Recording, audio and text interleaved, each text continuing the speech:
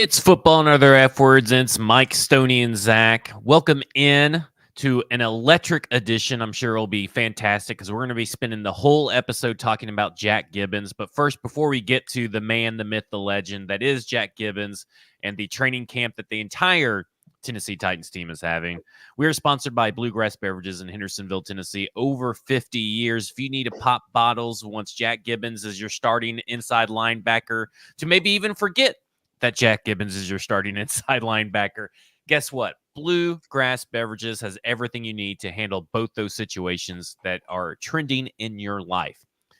Stoney, at Stoney Keeley, Mike, at Mike Herndon NFL, and of course, I'm Zach, at F Words Pod. A lot to get to. Jeffrey Simmons has made amends. He kind of became an adult and took account, so had some accountability and stuff. It's something that's been lacking over this last strange 2 weeks. But at the end of the day, it doesn't really matter in the big scheme of things. The fighting especially doesn't really matter because guess what?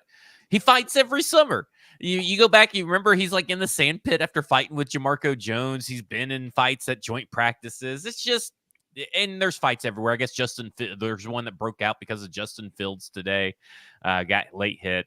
So the fighting, to me, I found neither the on-field incident or the off-field incident particularly interesting, but I do find how the Tennessee Titans staff handled it and how Jeffrey Simmons handled it more interesting than the actual events themselves. I mean, Buck's a man. He handled himself very carefully. He does not need me to pearl clutch on his behalf. He does not, and Jeffrey Simmons does not need anybody to pearl clutch on his behalf. They are two grown men who settled their differences outside of the technically yes, outside. Technically not outside of the facility, but they did handle themselves outside and got it all sorted out. And it eventually becomes a big nothing burger, even though it was a big talking point. But I did find it interesting that where Mike Vrabel typically kicks the player out of practice or kicks him out and puts him in the sand pit to work, Brian Callahan and crew just kind of let it go. And it does beg you the question, is that's a precedent that they have set now. Now, let's say Shane Ray does something a couple of weeks from now. Does he get the same treatment? And that will be something interesting to watch. Mike, what was your takeaway with how the Titans staff handled the fighting part of it? Because obviously they handled their business, either Ren Carthon, the PR team or whatever, handled their business with Jeffrey Simmons by his own admission. He talked to the PR team and all that. So I don't really want to talk about the Bucs situation. Really, I want to talk about what the staff did to take a different point of view, how the staff handled his fighting at training camp. I mean, I think it's different. Obviously, I don't think it's necessarily wrong. I think you could say he's showing some trust in these guys to be adults and not let this get out of control, rather than having a zero tolerance policy and kicking guys out. Because, I mean, listen, guys need reps. Right, in kicking guys out of practice, unless it's just becoming an untenable situation where you're having a fight every play, guys are putting each other in danger, that kind of thing, which by all accounts has not happened. I mean, we had, 2 back-to-back fights. It sounds like Kenneth Murray and Josh Wiley were chirping at each other, but didn't really get anything more than maybe a swipe. Don't forget DeAndre Hopkins calling Tavondre Sweat a fat piece of shit. He did not call him that, but that's how people acted. But I mean, I just don't think I don't think it's out of control. And if it's not out of control, then I don't think you have to.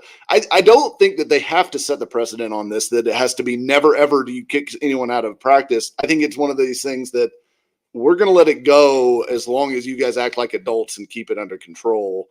And if you can't, then we will start kicking you out of practice. I think that's perfectly fine. I think that that's a perfectly reasonable approach from Callahan. So I don't have any issue with that at all. Stoney, what about you? What's your take on that situation? Well, first of all, I want to say I'm not letting Jeffrey Simmons off the hook yet until he apologizes to Roger McCreary, whose interview he interrupted. So, To be honest, can we just let's take a pause, because I've said this a few times, but can we take a pause and just, why didn't Lucas use that opportunity to start picking a fight with Roger McCreary so we could have a tag team match? Like, what that would have been Buck and Jeff, are fighting, and then Lucas, just starts poking fun at Roger McCreary, and they start fighting, and it's just a big, tag team match. It's like Friday Night SmackDown. Let's set it up. And next AEW that comes to town, Blood and Guts, we'll just put them four in a ring together and just let them hash it out. I also kind of wish that Jeffrey Simmons had just swung on Buck. I mean, listen, I love Buck. I like Buck's show. I like his coverage of the Titans. It's nothing personal. But man, what would this show look like today if somebody had swung off a punch while Buck was on the air? It would have been fantastic content day. And ultimately, that's what we root for in this game, right? Good content. Think secretly Lucas wanted it so he could have the show to himself for like a week and a half to 2 weeks? Because, I mean, Buck would end up in the hospital. Yeah, if he lived through it. Yeah. It was maybe the closest Lucas has actually come in successfully staging the coup against Buck. Because I like how he said, at the one point he goes, yeah, we should make that happen. Like, just, smiling the whole time. I showed my wife the video and she goes, man, look at Lucas just eating it up. Yeah, he was borderline laughing about it. It was something to see. That video will live on in Titans fan infamy. But as far as the actual practice of Callahan kind of letting the players enforce these rules themselves, I think that's all it is. You could look at it as a measure of empowerment. It's like, hey, these are grown adults. We can let them sort this stuff out on the field themselves. And as long as it's not getting out of control, there's no need to remove players from the field when, as you said, guys need reps right now. The only thing that I think is interesting about this whole incident, I could be wrong here. It could just be my fried brain coming through on this, but I don't remember it being this early into training camp that we started seeing people swinging on one another. And it's happened, it's been chippy both days. So is that a byproduct of just this new coaching staff and the energy they've sort of rejuvenated the roster with? And maybe these guys, we talk about Denard Wilson being an aggressive coach, flying around the field. Is this just a natural byproduct of that? Or, are guys kind of, feeling a little more loose, like maybe they can get away with a little bit more? Because I remember this stuff happening a couple of weeks into practice, into the preseason, especially you get to those joint practices, that territory on the calendar. I don't remember them happening like this on like the first day in pads. So I think that's something interesting to monitor as we kind of temperature check the team from practice to practice. I will say it's fucking hot as well. And it is. I think that just adds a little bit to everything. And again, I have no issue with how they handled the whole situation with the camp fighting or anything like that. Yeah, because I think like what you guys said, if it becomes a consistent issue every day at practice, that's a little bit different. And if it escalates to multiple fights, like if there's a fight on Friday, I think it's the next practice. There's a fight on Friday, and we've already had chippiness and everything. Maybe things need to get toned down. But I do think it's a lot of play to the edge. That seems to be something Amani Hooker said. That seems to be also something that sorry, what just happened? I said a weird something rang in my ear, and I don't know what it was. But either way, maybe I'm just having a stroke or an aneurysm or something. But I don't find how they handled it any different. But I do think there needed to be a different discussion had on that, because it is another example of a stark difference, whether that's good or bad, which is most like these differences between the last coaching staff and this coaching staff, is how do they handle this kind of stuff? How do they handle, maybe this is maybe or maybe not, but it's a glimpse into how they maybe handle a kind of a situation where if they get on a losing streak and people are starting to be discontent, Like, it's very much I liked your word, Stoney, was like police themselves. Mm-hmm. I think that's interesting because we are looking at a Tennessee Titans team that is kind of have lacking leadership, even though that Jeffrey Simmons is a pretty pronounced leader by Rand Carthon, Brian Callahan, Denard Wilson, and himself. But it is a place that is missing leadership, so maybe they are letting it kind of go to see who kind of steps up. But I do think that out of all the conversations, this is probably, for such a stupid situation, this is probably the smartest conversation you'll hear about it. That's not, someone on one far side and someone on the other far side of an argument that nobody's going to win and everybody looks stupid coming from. Let me also say that we would never have even discussed the fight yesterday had it not been for what happened with Buck afterwards. Yeah.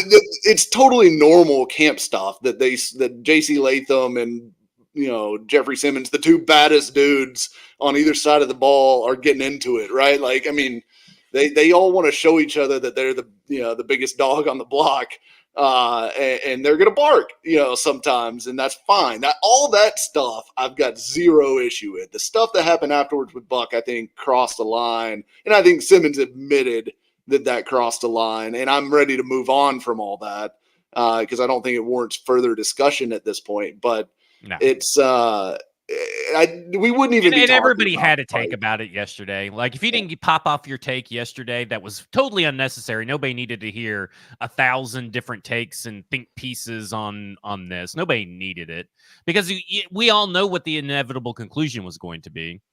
The Tennessee Titans, someone in the Tennessee Titans was going to get Jeffrey Simmons' ear, and they were going to hash it out on the outside, much like PK has hashed it out with certain players before. This is nothing new. I get it that,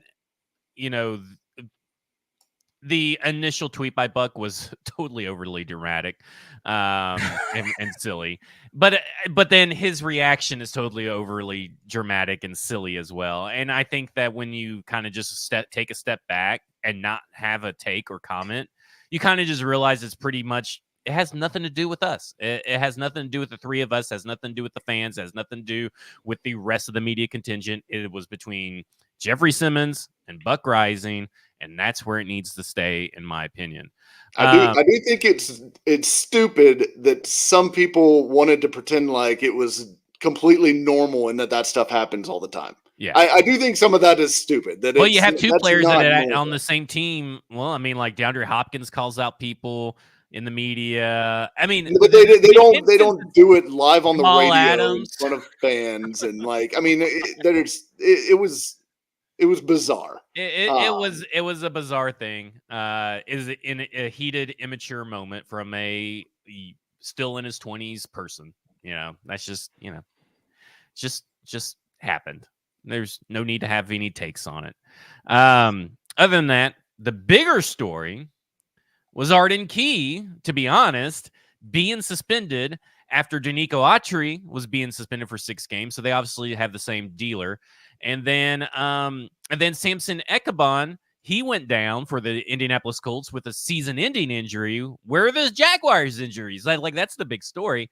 But Arden Key goes down. Denard Wilson tells a bold-faced lie up on the podium today, saying that they got the right guys in the building to stand up and take his spot, which is totally the biggest bold-faced lie you could tell. We all know that they don't have that guy that can step up on this team because we've all been clamoring, even since Shane Ray, because that didn't change anything, been clamoring for them to sign a relatively known commodity like Carl Lawson at edge. And here they are. It has come back to bite them in the ass, and they really don't have that guy that could start in unless they're going to try and start just Jamal Adams, and maybe they just do 1 edge and 3 linebackers and Jamal Adams or something. I don't know. But it's a blow for the Tennessee Titans defense. And when it happened yesterday, Stoney, when the Arden Key story popped up, and of course, of all people, Paul Karski breaks it, who just had his hostage video in a dungeon somewhere with Arden Key over their spat. At what was your initial reaction when you saw the news that Arden Key suspended 6 games for PEDs? Man, I felt a pit in my stomach because I think Arden Key was going to be a pretty big player for this defense in 2024. You hear Denard Wilson talk about him. Brian Callahan was recently on the OTP for a 2-part podcast series with their crew. And Brian Callahan was talking about what a high energy guy he was. Mike Keith asked him for a couple of examples of guys that, maybe surprised him that he wasn't quite expecting things out of that he got. And he listed Jack Gibbons and he listed Arden Key. The high energy stuff, the pure pass rush ability. They're calling him situational, but I think like with the personnel groupings, either way, any way you slice it with Arden Key, I think he's probably your best pure pass rusher on the team. And they were paper thin behind him. So losing him is a tragic blow for this defense because I don't know who is going to fill those shoes. But on the other hand, Zach, we have been wondering how is Arden Key going to bulk up and add some weight to his frame so that he gets that situational tag ripped off of him. We might have gotten our answer there. Yeah, it kind of seems so. I will maintain the same thing, the same energy I had when Taylor Lewan got busted for PEDs. You are let known what substances can and cannot be in your PEDs, your any kind of enhancing drugs, your steroids, your usage, or whatever. Your supplements, I guess, is the word I'm looking for. You're given a list of ingredients that aren't on there. You're able to take those and get those tested because we know there is cross-contamination because the FDA does not regulate the supplement industry very well. And these people have the money to be able to make sure that whatever they're putting in their body is legal. So and this goes to any player. Yeah. So I do not buy this excuse that they couldn't have known or didn't have known or anything like that. You should be taking every precaution that you can as someone that in a league where they can suspend you and let you know 30 days in advance that you're getting drug tested. Mike, what were your thoughts from the Arden Key situation? What can they do besides anything besides just signing Carl Lawson that this Tennessee Titans team can do to mitigate the loss for 6 games? Because it can't just be Shane Ray and Rashad Weaver and Jalen Harrell, can it? It can't be. And that's what I wrote for paulkarski.com, which is now up on the site. It just came out. Yeah, so it is I think Carl Lawson is still my favorite, but it's very close with Marcus Golden. I think Marcus Golden still has juice in the tank. If you asked him to be a starter for 6 weeks, I think he could give you that. And then I think he's a near ideal platoon player with Arden Key after that to kind of take some of that early down, pressure off of Key to have to be the guy that's out there for 85% of snaps. Golden has some stoutness. He's always been a pretty good run defender. He plays a power game, which the Titans desperately need out of that position group, which is, I think, why they kind of like Shane Ray to begin with. So they need somebody with a little pop in their hands. Carl Lawson definitely brings that, but so does Marcus Golden. And Golden's metrics, which I lay out in the article last year with the Steelers, were really good. Like small sample size because he didn't play a ton. He obviously TJ Watt and Highsmith stayed healthy all year. Those guys don't come off the field much, but when he was in there, he was productive. And I would be all about some Marcus Golden or Carl Lawson. Yeah, I think it's got to be one of those two guys. I mean, there's other options, which I'd kind of lay out some of those. Some of them are really bad. Some of them are not so bad. I think Yannick Ngakoue is probably the biggest name, maybe, on the list. Provides you the most pass rush upside, but nothing else. Yeah, there's a reason he's about to be on his 7th team in the past, 5 years. He'll fit right in with this team. Yeah, it's a dire situation. Like Arden Key, I have my reservations about him as a full-time edge rusher to begin with. I do think he's a good pass rusher, and now I have no faith in Rashad Weaver. I have no faith in Tommy Rush or Caleb Murphy or Shane Ray, who hasn't played in the NFL since 2018. And I think it's more of a damnation on the right tackle situation that those guys are getting mentioned as having good scrimmages or practices or whatever early in camp than anything. I just have zero faith in any of these guys outside of Harold Landry now that Key is going to be down for the first 6 weeks. This is a huge hole in what is otherwise looking like a pretty good defense. I mean, we don't have to get into Kenneth Murray, but I'm ready to be wrong. Well, this is a linebacker episode. We're going to be getting into the Kenneth Murray, who's probably going to make us all look like idiots. But at least we're not alone. We're on a big ship on that one. Yeah. But I will transition to training camp now and talk about some of the surprises and everything else, and maybe not a surprise to us, but maybe a surprise to other people.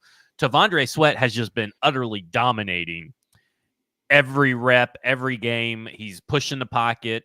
He is, he's doing all these things, right? Like everything that we talked about, he is doing. And it's a good sign, and because it happened before pads went on, now pads are on, and it's still happening. He's getting pressure and is a total handful for Lloyd Cushenberry. He's a total handful for whoever he's lined up against, and it may not result in sacks from him, but it's going to result in sacks from other people. So while yes, Arden Key is a big loss, T'Vondre Sweat looking like the T'Vondre Sweat we have scouted and talked about and propped up and said, just wait and see if he can turn into this T'Vondre Sweat. He is looking to at least mitigate some of the concerns that we had on the defensive line, again, as long as he can stay healthy, because that's the whole thing with this entire defense, except for cornerback. As long as they can stay healthy, you may have a good defense. And I just want to hear, and again, we're not really victory lapping, but we are saying that T'Vondre Sweat is living up to his billing of what we all thought he was. And right now I'm pretty excited about the possibilities that Sweat, I kind of joked about it, about placing bets on Defensive Rookie of the Year, but I don't know if everybody shouldn't take that betting advice and be betting Defensive Rookie of the Year, T'Vondre Sweat, over at FanDuel or wherever you do your sports betting. And I'll toss it to you, Mike, first. As a Texas alum, how proud of you are your baby boys so far? I'm super proud of the baby boy. He is doing exactly what I've been pretty consistent in saying that he'd do since he was drafted, which is bully everyone that's in his path from an offensive line standpoint. The dude is a beast. I think he's only going to get better as he gets into better shape. I mean, they've been pretty upfront about talking about, he's practicing himself, playing himself into football shape. All the guys out there are. It's not a shot at him to say that. And I think as he gets in better shape, he's just going to become more of a force because, I mean, look, the guy is just bigger, stronger, and quicker than most anybody he's going to line up against in the NFL. And I think the fact that they are having a lot of trouble blocking him already in camp is telling. That duo of Sweat and Simmons has a chance to be really special for the Titans defense. So I'm super excited about everything that I've heard from him. And hey, no missed practices in training camp so far. He's not, having to be pulled out of drills or puking 10 times on the sidelines. Like who's a Mekhi Becton. He's doing fine. He's out there. He's doing fine. He's doing what he needs to do. Stoney? I think it's been a pretty quiet week on the T'Vondre Sweat Twitter beef front. I haven't heard a whole lot of negativity, which is good. Maybe people are finally starting to pay attention. They're starting to see the reps. They're starting to see the reports coming out of training camp. And maybe they're starting to buy in a little bit that this guy can be the real deal. And it's not to say he is a Hall of Famer by any stretch of the imagination. It's a matter of checkpoints with T'Vondre Sweat, which we have said all along. It's get healthy, show up for training camp. Let's see what you do there. So far, so good. Okay, next stop. Let's see what you do in the preseason. He's checking the boxes along the way like we expected to. And frankly, I've already got my T'Vondre Sweat Defensive Rookie of the Year bet placed. I bet a whole $5 on it. So I'm going to be a rich man and ditch this podcast and ditch all my work and leave my life behind whenever he wins it. But my concern is, just to play devil's advocate here, is you hope that it's not a case of Andre Dillard syndrome, where Packers fans are going through it right now, where Rashawn Gary, everybody's like, 10.5 sacks for Rashawn Gary. We need to bet the over on that this year.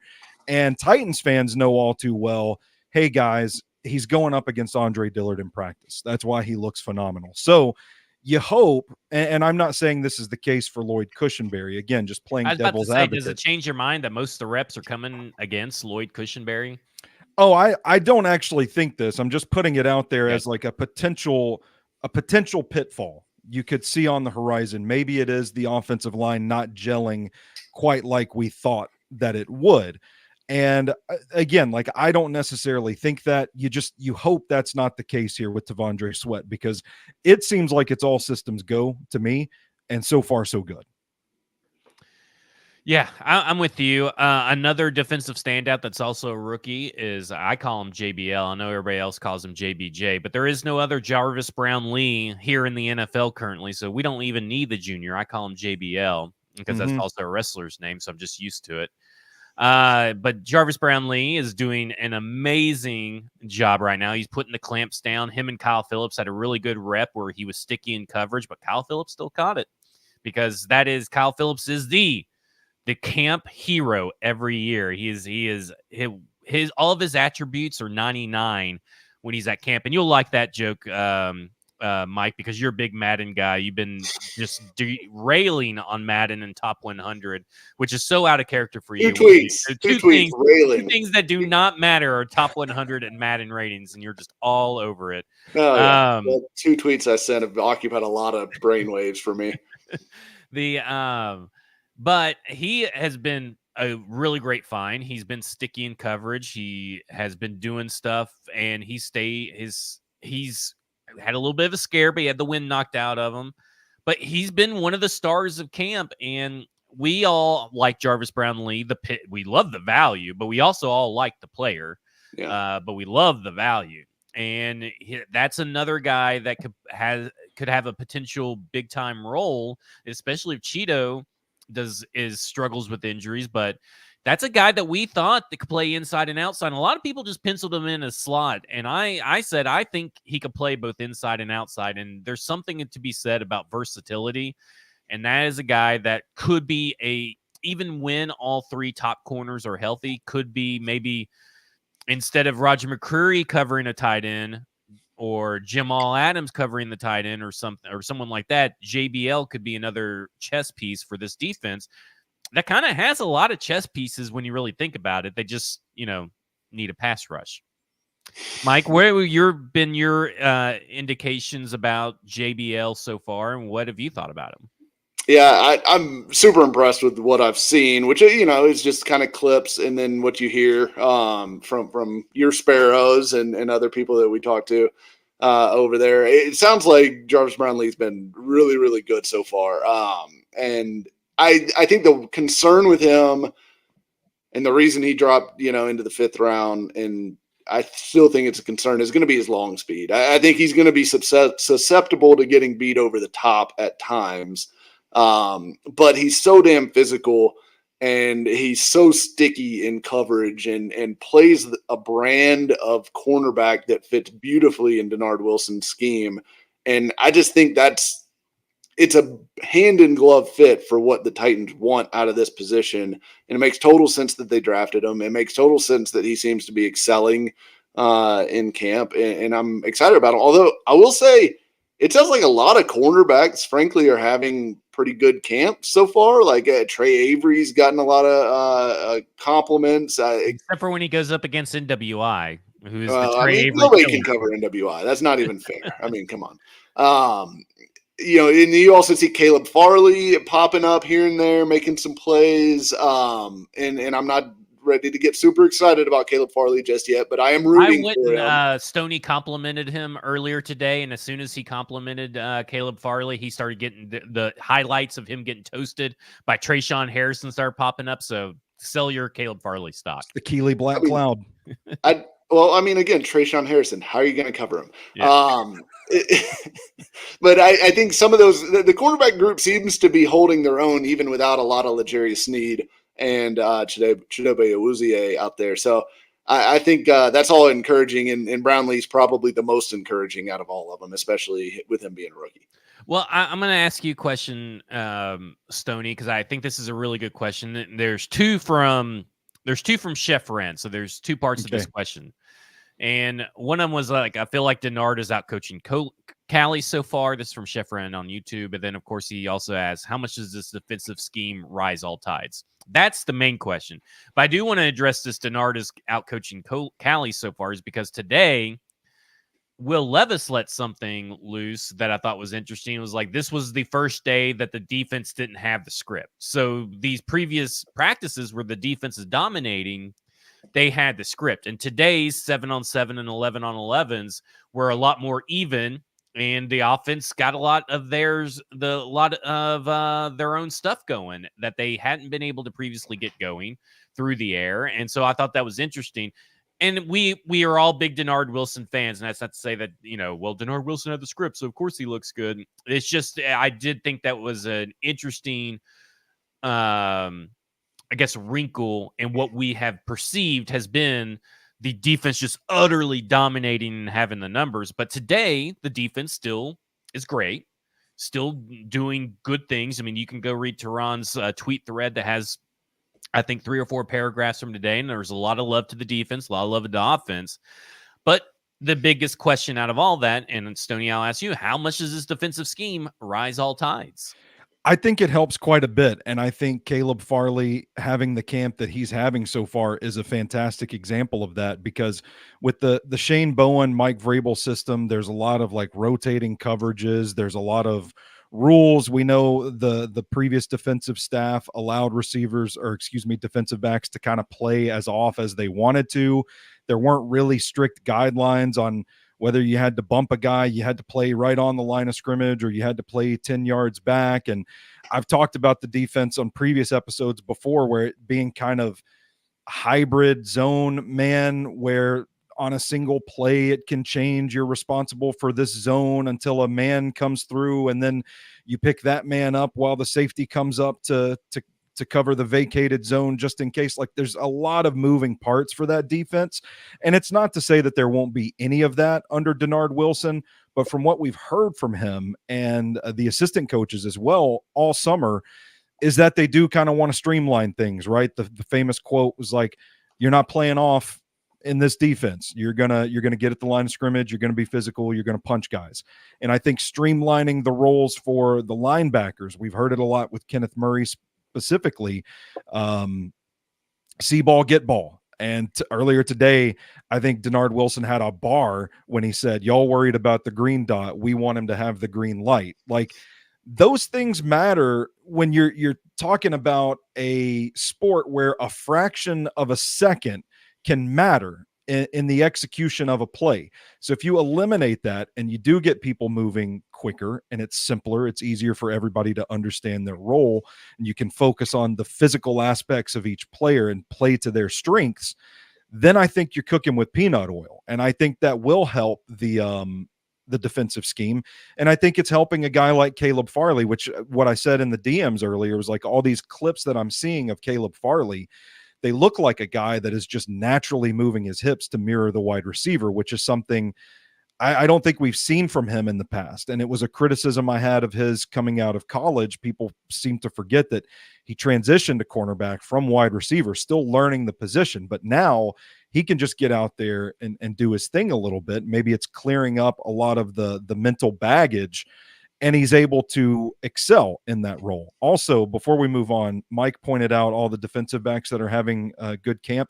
I don't know if you guys caught it, but Brian Callahan actually mentioned Matthew Jackson by name in one of his media availabilities this week. I think he's been watching Football and Other F Words, and he's like, these guys are slaughtering Matthew Jackson. He's catching too many strays. We gotta promote some good Matthew Jackson out there. So let's. He was going to be on my apology tour when we get to the linebackers, even though he's the safety. Is that like, okay.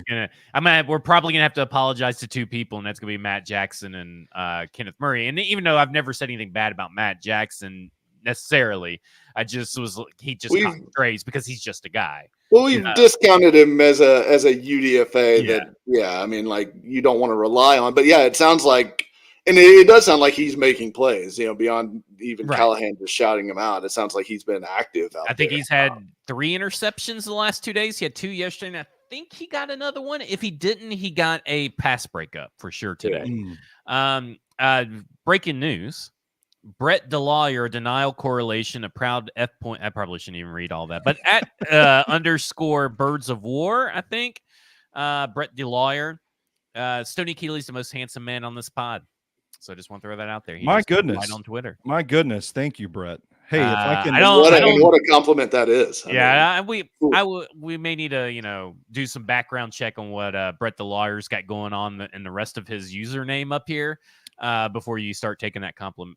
I will say this. I've been told off the record by someone that's reliable and that they haven't been in contact with Marcus Golden yet. So that just came across my DMs from a very reliable source, and they have not been in contact with Marcus Golden.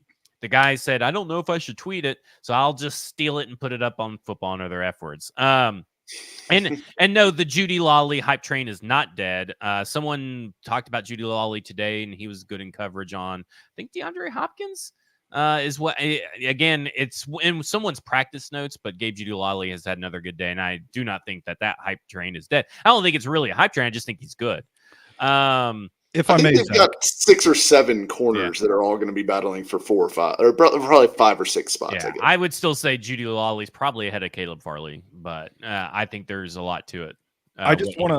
I want to weigh in on Jarvis Brownlee before we get going. I echo Mike's concern. I think I didn't want to be the party pooper, but I wanted to point out that a lot of the clips we're seeing from training camp is them working on a lot of underneath stuff. If there's a clip out there of a guy taking a route upfield and him turning and running to go with him, I haven't seen it. I'm not saying it's not out there, but again, not to be party pooper, but I think the turn and run ability is the clear concern with Brownlee. But for me, the most encouraging thing is that the tape lines up with what we're seeing in training camp so far. This is a guy that is scrappy, borderline holding on a lot of these clips too, by the way, but he's eliminating throwing windows and he's timing his pass breakups where he's crashing on the route at the point of the catch.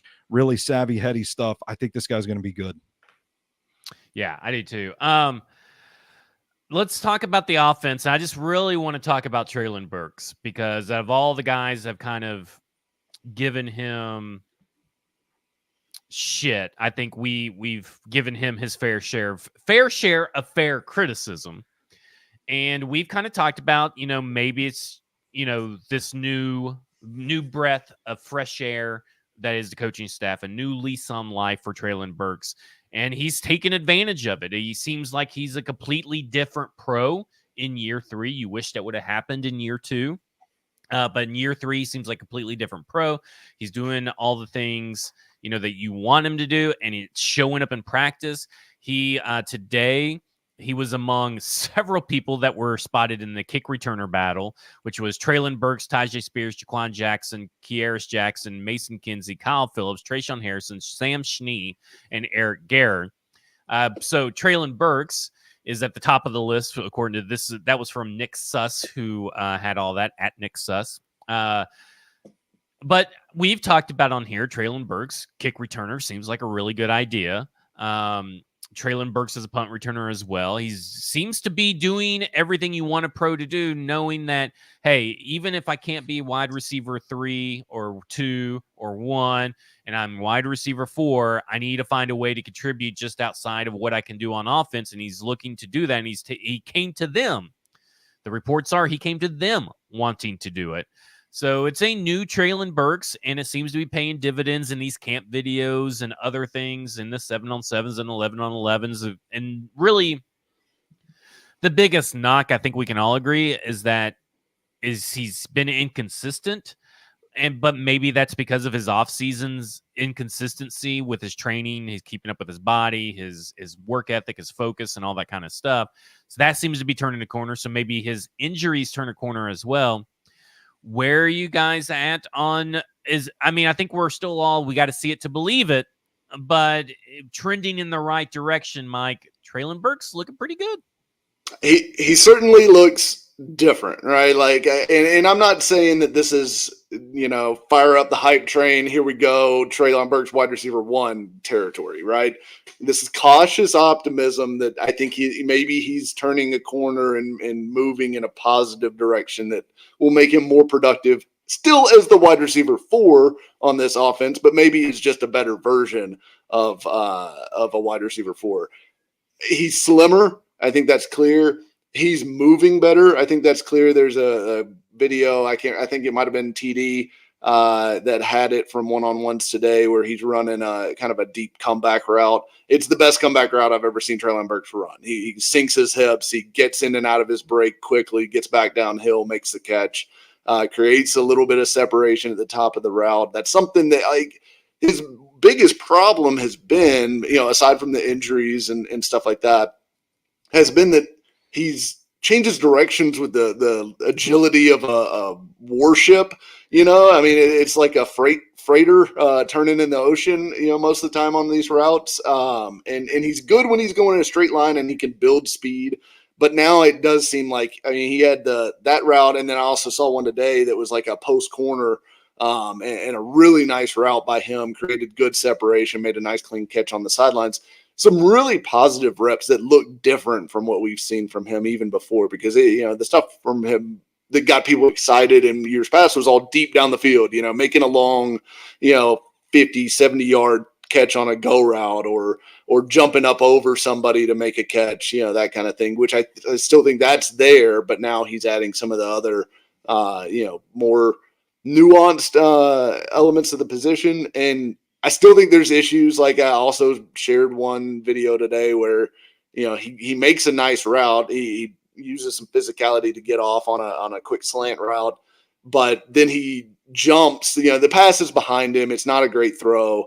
I don't know who the quarterback was, but it's not a great throw. It kind of back hips him a little bit, but he jumps unnecessarily, which is just the sign. It's a telltale sign of a wide receiver who does not fully trust his hands when you jump to catch passes that you shouldn't have to jump for. And I think there's still some of that stuff that needs to be worked out. But we are seeing some signs of progress, and I'm excited about that because I still believe in the talent. I still think the talent is there with Treylon Burks, and it's just a matter of him getting some of this other stuff down. Stoney, how much do you want to credit DeAndre Hopkins with this? Because we know that Treylon Burks and DeAndre Hopkins have been training together. So this seems like another way that DeAndre Hopkins is possibly paying dividends by maybe teaching him some route running tricks and techniques that he may have not been getting really taught. Yeah, and I think that is the one of the tertiary impacts of having a wide receiver like DeAndre Hopkins in the room. If you're going to learn routes from anybody, DeAndre Hopkins is a damn good teacher to learn from in that case. I mean, he's made a career. I think he's still got at least a few more years in the tank playing the game the way that he plays it. He is very incredibly nuanced in his route running. And if there's any of that knowledge base that he can pass down to Treylon Burks, it's a good thing. But I jotted down in my notes when we were preparing for this show, Treylon Burks running routes. Like it is something that I don't feel like we've really seen before. And we've kind of talked about him in previous episodes, his role on the team under the previous coaching staff, and maybe the drops landing him in the doghouse. Maybe they didn't want to work at an expanded role for Treylon Burks. Maybe the trust was gone, that sort of thing. But this is a fresh start, and he has taken it seriously. He has demonstrated on the field that he's taken it seriously. He has shown and demonstrated it in a Hooters bathroom that he has taken it seriously.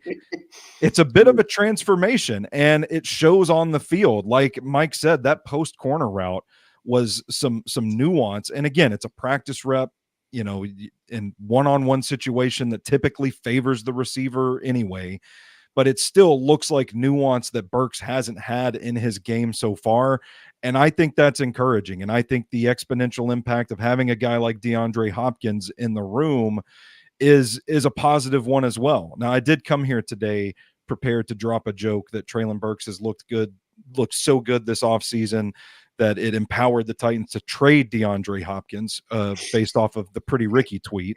But it sounds like pretty Ricky clarified that the Titans are not involved. So now that joke's he clarified that the emojis don't mean anything. The emojis don't mean anything. Yeah, that's which was sad because all of his emojis have meant something so far, and the one time that it was just kind of funny because it was like nuclear symbol, Nuke Hopkins. Yeah, and then there was the colors of the Steelers. Did not mean anything. I was just very disappointed. Either way, let me say, since we've already hit on the wide receivers and the corners, as someone who has advocated for more pass interference from both the Titans' offensive players and defensive players, I am pro pass interference because I think referees will not call it consistently. I think you can get away with it 10 times for every one time you're going to get called for it. Mm-hmm. And I think it's a major advantage that DeAndre Hopkins used for his entire career with the Texans, and it always pissed me off to no end. And I think he still does it, and I love him for it now. I am so happy that DeAndre Hopkins and Treylon Burks are committing offensive pass interference on a lot of these reps. I'm so happy that Jarvis Brownlee is committing pass interference on a lot of these reps. So L'Jarius Sneed is a pass interference king. The Titans are going to commit more pass interference on both sides of the ball than any other team in the NFL. I'm fairly convinced of that this year. And I think that's a great thing for the Titans. More pass interference, 2024. Let's go. Last training camp hero we'll hit on is Malik Willis. And here's where I'm at on this Malik Willis hype train that is slowly gaining lots of steam. First, we have to see it in a fucking game. Okay. Like there's a little bit of a difference between Malik Willis and Malik, in practice, and Malik Willis, suddenly in a game where rushers are barreling down on him and everything. But that's not to take away from anything that he has done in practice. And I do agree with Terry McCormick's assessment. He had it first, at least on Twitter first. Someone may have said it out in the field first. But I do think that Malik Willis has earned reps with the twos. And right now it has not been the even split that we had been told it would be. We had told it would be an even split. And I do think that Willis has earned the shot to go against the twos because everything he's doing is against the threes.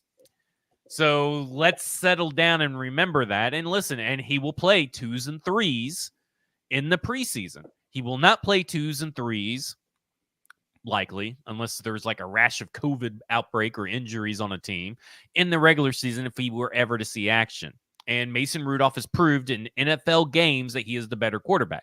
But right now, if Malik Willis is finally taking the leap and finally understanding everything and finally making the changes, the only way you're going to see proof of that is by him taking reps with the twos. So let's see what he's doing with the twos and see if maybe you could turn this turd into a diamond. So, Mike, I mean, where are you at on the Malik Willis hype train and all that kind of stuff? I'm, happy that he seems to be performing better. It is certainly better for the Titans if he performs well, and it at least makes this a real competition for QB2, if not wins the job outright. I think in an ideal world, Willis does win the job because not only do you maybe have a higher upside player in him than you kind of know what Mason Rudolph is at this point in his career. He's like, 6 years into his NFL career. And he did play better last year than he's ever played before in his time with the Steelers. So let's give him that. And he was really good down the stretch. But Willis does have some upside still, I think. And there's never been a talent question with Malik Willis, right? Like there's never been like, well, he doesn't have a good enough arm, or he can't run, or what. Like he's got plenty of talent.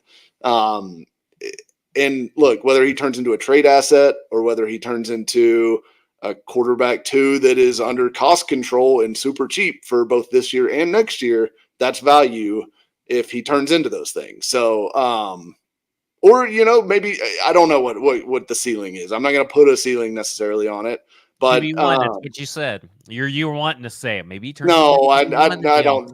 That's not a discussion that we're even going to entertain here. So it is a competition for QB2, which I didn't think it was going to be. I thought it was going to be Rudolph's job, and I thought it was going to be pretty clear.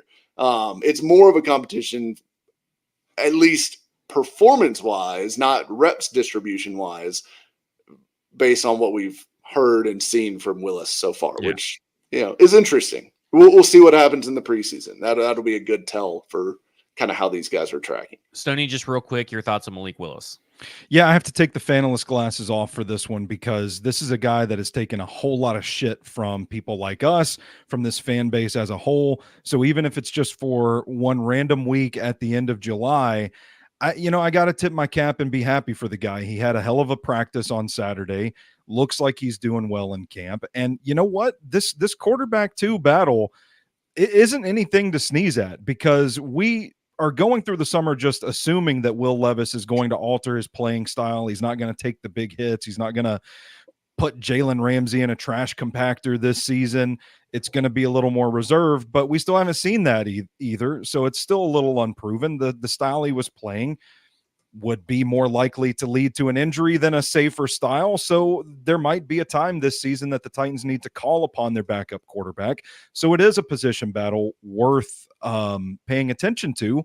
And I think you guys are on the money. I think he has at least earned the right to get a few reps with the 2s and see how that goes, because it hasn't really sounded like it's been a true competition the way we were led to believe that it would be. So I'm happy for a guy like Malik Willis going into his 3rd season. And even if it's just this week alone, getting some of that positive buzz after the way he's been dragged through the mud by a lot of Titans fans. Let's jump into the linebacker position group because we've talked about offensive line. Nothing's really new there. Maybe there's concerns, but we've kind of always had those right tackle concerns anyway. So either way, looking at what you guys think about this linebacker position, because I think that I'm buying into a little bit too much camp hype, and maybe when the lights come on a Sunday, I guess there are no lights on during the Sunday, but I guess whenever Sunday's sun is out there shining on the Nissan Stadium at noon, maybe Kenneth Murray's magic disappears, but Kenneth Murray is basically doing what they all told us he would do, that we all just were laughing at the whole time, not just us, but fans, other people. And listen, I had a fan yesterday tag me and Mike in a tweet saying you guys are going to look silly. And I told him, I was like, 5 minutes before he tagged me in that tweet, I was already thinking about this segment and thinking about, hey, we are going to have to recognize that we, and like many analysts, crapped all over Kenneth Murray and talked about the signing. All 3 of us have made our jokes, got our digs in and all this stuff. And we've all recognized that Kenneth Murray, the prospect, was a lot different than the Kenneth Murray that we've seen in the last 4 years. We made fun of the Tennessee Titans for him being one of the first and only linebackers that they signed at the position. But we thought that Cedric Gray was going to get a lot more talk, and we're hearing a lot more about Kenneth Murray than we are hearing about Cedric Gray, good or bad. And maybe that's a good thing because we're not hearing much from bad about Cedric Gray either. But we're hearing a lot of good about Kenneth Murray. And how close are you guys to having your apology tweets in your drafts? I mean, how far along are you, Mike, in your apology tweets? I mean, I already kind of soft launched it today. At the risk of being wrong twice on Kenneth Murray in a span of 6 months. And I said at the time that he was signed, I didn't like the contract necessarily. Because I thought it, $7.5 million per year, I think is what he got, basically 2 years, $15 million, maybe $15.5 million. Can't remember exactly. But that's a lot for a guy who put on the tape that he did in LA. And look, I'm not the only one that feels that way, right? Like if you listen to Chargers analysts, people that watch that defense closely know what they're talking about. They were not big fans of Kenneth Murray either. And I think at the time when he was signed, I also did say, if this works out, it's going to be because he's an uber athlete, which he is. He always has been. And it's going to turn out that maybe Brandon Staley just put him in a terrible situation with the Chargers and had him playing in a defense that was overly complicated, did not let him get turned loose like he was at Oklahoma, that made him a first-round pick. And that would be the path to like this signing working out for the Titans. And I think that is what it sounds like. And I mean, even Carthon, as you mentioned, Stoney, with the green dot, green light line today, is talking about, we want this guy to be cut loose and freed to go play, go get the ball. Like, and that is absolutely his best use. So I think maybe they understood that. It certainly sounds like they did understand that before signing him, that this was his best use. They had a plan for him, and he certainly got the athleticism to execute it. I mean, this guy is like 6'2", 240, and runs like a deer. I mean, he's like a 4'5" guy in that body, and explosive as all get out, hits like a ton of bricks in the hole. I mean, he's got a lot of physical talents. It's just always been feel for the game. Can he play in coverage? Can he recognize pass concepts? And I'm not even sure that all that stuff is fixed. I just think they're using him in a different way, and it's maximizing his strengths while maybe minimizing the known issues in his game that made a lot of people wary of giving him a lot of money. Stoney, how does that make you feel about this linebacker position based on how you felt maybe a couple of weeks ago about the linebacker position? It's obviously still got a glaring hole on the other side of Kenneth Murray, but does it kind of make you feel a little bit better that Denard Wilson and Rand Carthon and Brian Callahan, obviously, in their pro personnel scout, were obviously right at this moment? Yeah, I do feel a lot better, and I also feel a lot better after they signed Jamal Adams as well. And I feel a lot better watching a little bit of Ravens tape too. That was like the first time that I kind of soft launched the Kenneth Murray apology tour in the piece that I wrote a few weeks ago on Stacking the Inbox, breaking down the Ravens-Texans game. And I saw some of the ways that Patrick Queen was used in that Ravens defense, and I kind of thought, I'm going to have to walk back a lot of what I said about Kenneth Murray. And I also text you guys, hot take, Kenneth Murray may be used as more of a pass rusher than just a pure like drop-in coverage linebacker. I don't think they have a Fred Warner among the group, but I'm starting to piece together that this coaching staff realizes that. And the way they're talking about deploying these guys, Murray and Gibbons alike, kind of instills a little bit of confidence in me. Like, okay, you know what? The athletic range is there for Kenneth Murray. You simplify what he's tasked with, it's going to make him a little more effective, which we talked about earlier with the defensive scheme. But it's the stuff that we're hearing from camp this week that really is kind of, cementing this status for me, this Kenneth Murray apology tour.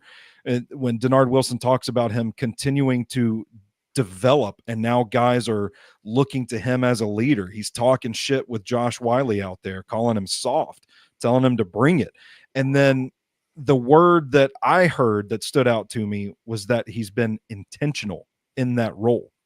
And so if you've got a guy that is starting to take on the leadership mantle and guys are starting to buy into him and he's athletically gifted, and then you watch some of the defenses that Denard Wilson has coached for, and you see certain ways certain linebackers are used to their strengths, and then you watch a little Chargers tape and you sit and you think, what the fuck are we doing here? You start to piece it together that, you know what, Kenneth Murray might have been dealt a bad hand in LA, and now he's going to come here with a fresh start, a more centrally focused role, and he's going to be effective. If any Stacking the Inbox subscribers are watching right now and they're craving a Kenneth Murray film study, you're not going to get it. And I'll tell you why. I watched that Chargers tape. I watched 2 games preparing for this show to talk about the linebackers, and I thought, I can't use any of this stuff. Like this, there's no way that the Titans are going to put him in these positions. I mean, it's bad. It's really bad. I can see how Chargers fans and analysts alike are just like, get rid of this guy. Who cares? He sucks. But there's something there that we're starting to see shine through practices, shine through in these interviews. And that's why they get paid the big bucks, right? I mean, that's right. We condemn them for this signing and the way they've handled the linebacker position, and I will still maintain that they could have done it way better. But you look at Tyrell Dodson and Jerome Baker, 2 guys that we were both all kind of high on that wish they would have signed, that signed with Seattle, both started on the PUP list. Both linebackers, free agent linebackers that they spent money on, started on the PUP list. So I will probably have to walk back how they at least handled the Kenneth Murray signing, But the other positions, these other players, not a lot going on. And the way that Braden put it on the football show, I think on last Thursday's show, was they're all the same guy. They all provide you the same thing. They're all kind of blending in together. And while they may not be the same guy athletically or stylistically, when you can't really tell when they're on the field. Like when they rotate in and out, you're still getting the same kind of production. You're still seeing the same plays being made on the defense. And I know we're going to talk about Jack Gibbons. We're going to talk about Cedric Gray. But a guy that we haven't really talked a lot about, that got a lot of hype at the end of last year, that seems to be relegated to the third string defense as a linebacker, is Otis Reese, who today had the first thing we've heard about Otis Reese all training camp is from Teron Davenport, who says Otis Reese with good defense versus Sam Schnee got his hand in versus crossing route and knocked it down. That's right. Sam Schnee is who he is going up against in these drills. The Otis Reese love affair is not trending in the right direction. And that's a guy that a lot of people were really high on, that were at least giving him. There were some people who said that he could start. Nobody on this podcast, but there are people who thought he could start, that he was going to play a big role in this defense. And I'm a little surprised. I always thought he'd be second string, but I'm a little surprised that Otis Reese is kind of relegated to the third string. Mike, are you surprised? I'm not that surprised, to be honest. I think there were some flashes late last year, but I just always had, I don't know, I had some reservations about a 215-pound linebacker being an every down player in the NFL. It would be super rare for that to happen. So I don't know. I just kind of I felt like the hype on Otis Reese was always a little bit overblown, and I think it all went back to the Vrabel OTIS, preseason thing, and I'm so excited to watch this guy play and all that. I think that all went back to that, and then he had a couple decent games where he kind of got thrown in at linebacker at the end of the year, and people just went nuts with it and proclaimed him, the next starting linebacker for this team. I just never really bought into that idea. I always thought they needed to upgrade this position. I don't think they upgraded enough. I still don't. I think the fact that Jack Gibbons is still your projected day one starter is evidence of that. And again, not trying to take a shot at Dr. Gibby. He just is who he is. He's a limited player. You could probably do worse, but you could certainly do a lot better kind of guy. So I don't know. I'm not that shocked by the whole Otis Reese thing. I'm just not. I'm a little shocked. I mean, Stoney, aren't you just a tad bit shocked that he's a third stringer, not at least the second team across from like Cedric Gray or Jack Gibbons or whoever may have been that other spot? Yeah, I mean, if you put them together in pairs, I would think Otis Reese would be one of the top 4 linebackers on this team. But when you start doing the math a little bit, I'm kind of with Mike. I think his cult status down the stretch was a little overblown. But when you start doing the math, he's not as athletically gifted as Kenneth Murray. I don't think he's as smart and reliable as Jack Gibbons.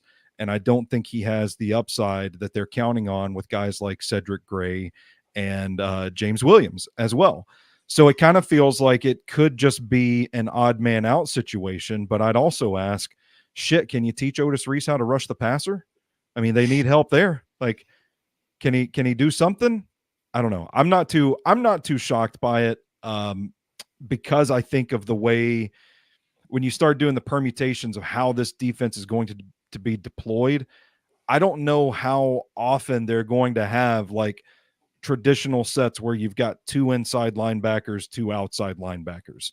I think there's going to be a lot more cases where we see stuff like Jack Gibbons in to stop the run with Kenneth Murray, and that's it. Or Gibbons is taken off the field and Jamal Adams is put in as the dime linebacker. Like, you have more personnel options. And I think ultimately when you start watching the dominoes fall, I think Otis Reese is just going to be the victim of the odd man out syndrome. So is everybody kind of resigned to the fact And I'll start with you, Stoney. Is everybody resigned to the fact that Jack Gibbons is starting next to Kenneth Murray, or do you still think there's a shot that Gray is the week 1 starter, excluding an injury? Gray is that actually wins that job. Where are you at, Stoney?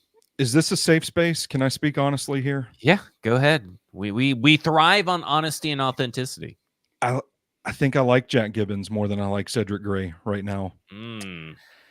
I think you watch Jack Gibbons tape, which there's a film study on stacking the inbox, and I think it's easy to see why coaches like him. And I think as he continues to grow and develop, I think similar to what I said about Kenneth Murray, I think this coaching staff is not going to put him in positions where he's going to be exposed. That doesn't mean that it's not going to happen. Jack Gibbons is the last person on this defense that you want turning and running with somebody up the field. When you're talking about the responsibilities of his specific role, shooting gaps, defending the flat, like I kind of like him. I think he's a smart guy that's always around the play. I mean, sometimes it's the third or fourth player to the play because he's a little behind everybody else, but I think he's a serviceable guy that if this team is going to be competitive and they feel that Cedric Gray has not developed to a good point, I'm okay with him being the starter, and I think he should be. I think it should be him and Kenneth Murray right now. Mike, what about you? I was hoping it was going to be Cedric Gray. We've heard nothing, and I mentioned this in the group chat earlier. It's been like scary quiet about Cedric Gray so far, considering he was their third pick. Like obviously 4th rounder, but their third pick in this draft class. We've heard a lot more about Jarvis Brownlee. We've heard a lot more about Jaquan Jackson. We've even heard more about Jalen Harrell so far in camp, and I think part of that is a reflection of the positions they play. Like it's a lot easier to analyze cornerback and wide receiver play at camp. It just is. It's harder to see even what's going on with the linebackers. I've always struggled with that at camp, and I have no problem admitting that. Like people will ask me, like, back when I would be at camp, like frequently it was, hey, how's Jayon Brown looking? And I'm like, I don't know. I have no clue. I can I see him. He's lined up. Every now and then I'll see him. But it's so hard to watch those guys unless you're just focused in on that player for every snap for the whole practice. So I think that's part of it, but it's been super quiet. There's been no buzz. There's been no, hey, the Titans are really happy with Cedric Gray. He's starting to get reps with the ones. There's been none of that so far. So I'm a little discouraged on that front at the moment, which leads me to believe it's probably going to be Jack Gibbons week 1. I think it's possible maybe he catches fire and all of a sudden it all clicks for him in the next 3 or 4 weeks, but more likely than not, I think we're in for a Gibby Murray linebacker duo to start week 1. And let me ask you this, Mike, and we'll start with you. If he doesn't win the job, and do you think that means that he's that far behind that he may never get the job, barring an injury, like may never get the starting job this season? And I mean, that seems like it could be possible, right? Yeah. Like that he may not ever get that starting job. But what do you think of the pick if he does not get the starting job? And let's say that Kenneth Murray does turn into something and Jack Gibbons is at least serviceable. I would say it's not a damnation necessarily on a pick if he's not a starter by the end of his rookie year as a 4th rounder, right? Jack, yeah, but you can't. Yeah, I will grant you that. The bar being Jack Gibbons makes it extra discouraging, right? But I'll still never say that like this guy's a bust after year 1 for a day 3 pick. If he's not starting by the end of the season. Like if you're getting a rookie starter on day 3, you're either terrible, which I think you could argue the Titans kind of are at this position, or you've really like found a gem and like Amon-Ra St. Brown or something like that. So I'm not going to be writing him off by the end of this season either way. But it would be not super optimistic. I wouldn't be feeling great about it if he's still just buried in like a game day inactive and just never seeing the field by the end of 2024. Stoney, more of the same?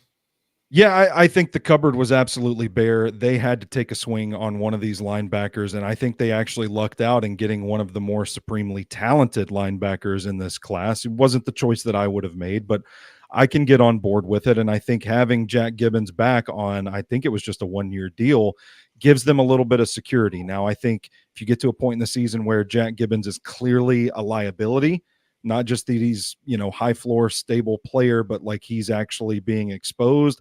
Maybe the Titans are out of the playoff race.